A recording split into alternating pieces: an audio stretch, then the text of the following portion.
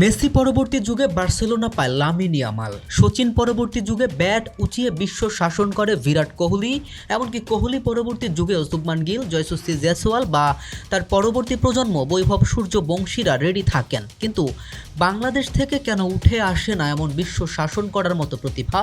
আসলেই কি নেই এমন প্রতিভা, নাকি রয়েছে সুযোগ আর ব্যবস্থাপনার অভাব? মাত্র 15 বছর বয়সে ইউরোপিয়ান ক্লাবে অভিষেক হয় লামিন ইয়ামালের, যা ইতিহাসে সর্বকনিষ্ঠ।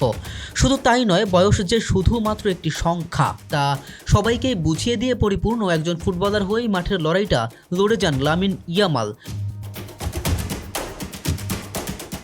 অন্যদিকে সদ্য আইপিএলে অভিষেক করা 14 বছরের সূর্যবংশী যা করে দেখালেন, ক্রিকেট দুনিয়া শুধু মুগ্ধ হয়ে তাকিয়েই রইলেন।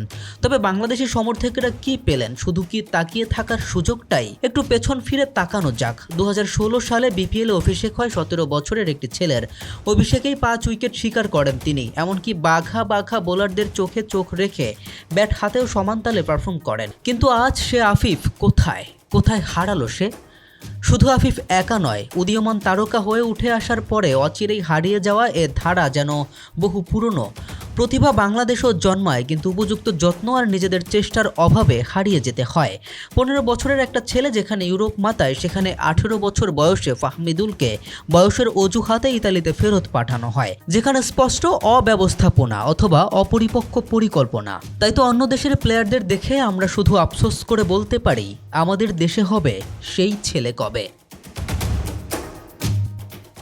কে M Rafin, BD archive, desk report.